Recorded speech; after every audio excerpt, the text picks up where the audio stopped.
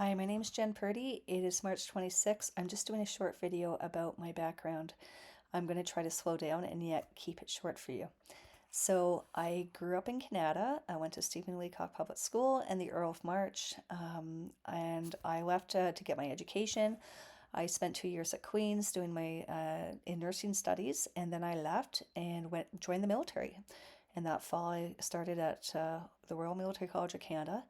I graduated with the BA from there, and then I served across the country in the military for 6 years, and then yes, and then from there, I went back to school. I was accepted into medical school at University of Ottawa, so I did my medical training, including residency here in Ottawa, and then I was posted in the military still. From there to Trenton, then 4 years in Petawawa, and then finally I was posted back here to the Directorate of Mental Health.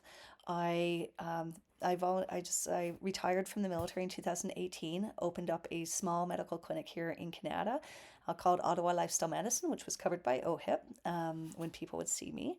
And when the pandemic came, I began working at the COVID clinic on Moody Drive.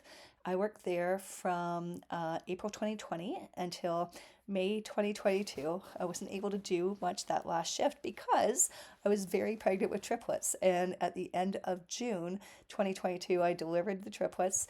And since then, I've been very busy and just doing a little bit of medicine here and there. I am also the shadow cabinet for the Green Party of Canada. I'm not the shadow cabinet, pardon me. I'm the defense critic in the shadow cabinet for the GPC. What got me to run originally was back in 2018. The IPCC report came out saying that climate change was was very, very bad and action needed to be taken. And for several months, I just waited and I watched the news just to see what the Liberal government would do, because this is an emergency. And nothing, crickets. And so finally, in spring of 2019, there was no action coming up. And I decided to see if I could be a candidate. And since then, this is my third time running federally. But yeah, the issue is climate change, but we also have to take care of everybody while we combat climate change. And right now, we're not combating climate change and we're not taking care of of Canadians because, and there's obviously, we all know about the affordability issue, and we could talk about so many other things, whether it's healthcare, whether it's housing, whether it's how Indigenous are treated here in Canada. There's so many issues, right? So it's Green Party, of course, is not just about climate change, and of course neither am I. As a family doctor, I am very well aware that so many things impact our health, right? So, anyways, just a short nutshell about why I'm running. Oh, and one other thing that affects our health and is an additional reason as to why I'm running this time around, or why I'm very happy to be running: international law.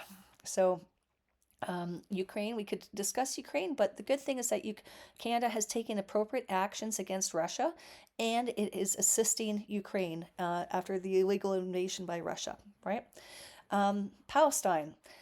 This is a matter of international law. The Canadian government Canada is a signatory to the Genocide Convention.